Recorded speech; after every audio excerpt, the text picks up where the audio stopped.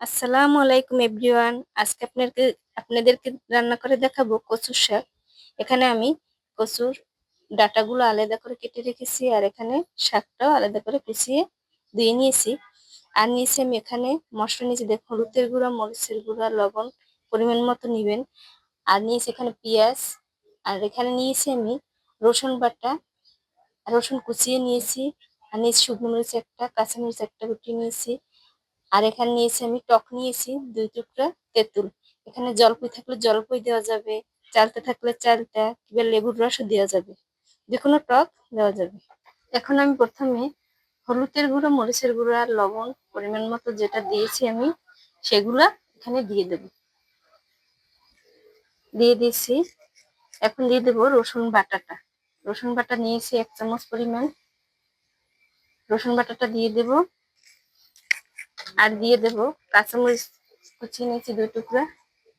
আর এখন আমি কচুর ডাঁটাগুলো দিয়ে দিলাম প্রথমে, তারপর দিয়ে দিলাম আমি শাকগুলো। শাকগুলো দিয়ে এখন পানি এখানে আপনারা পরিমাণ বুঝে দিতে পারবেন, সবজি অনুযায়ী পানি দিতে হবে। এখন আমি ঢাকনা দিয়ে এটাকে হাই ফ্লেমে একবারে চুলার আঁচ বাড়িয়ে দিয়ে এখন সিদ্ধ করে নেব। 10 মিনিট আমি সিদ্ধ করে নিয়েছি, দেখুন উঠে এলাম। এখন আমি টকটা তেঁতুল দিয়ে দিচ্ছি।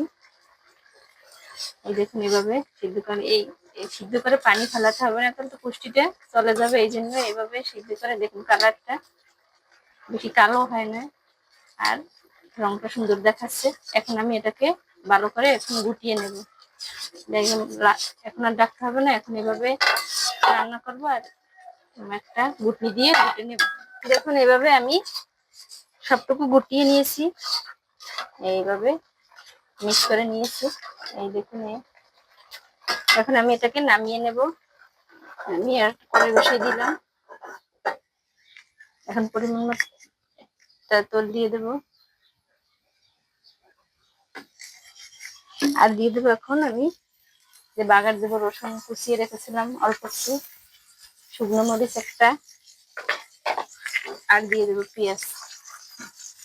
পেঁয়াজটা এখন একটু বেশি পেঁয়াজটা সময় দিয়ে নিই, এখন দিয়ে এটাকে ভালো করে ভেজে নেব।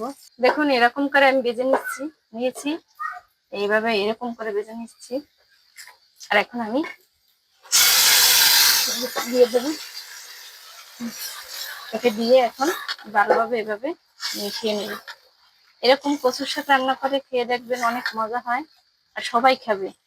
এরকম রান্নার ভিডিও দেখার জন্য আমার চ্যানেলটা সাবস্ক্রাইব করবেন এবং আমার পাশে থাকবেন।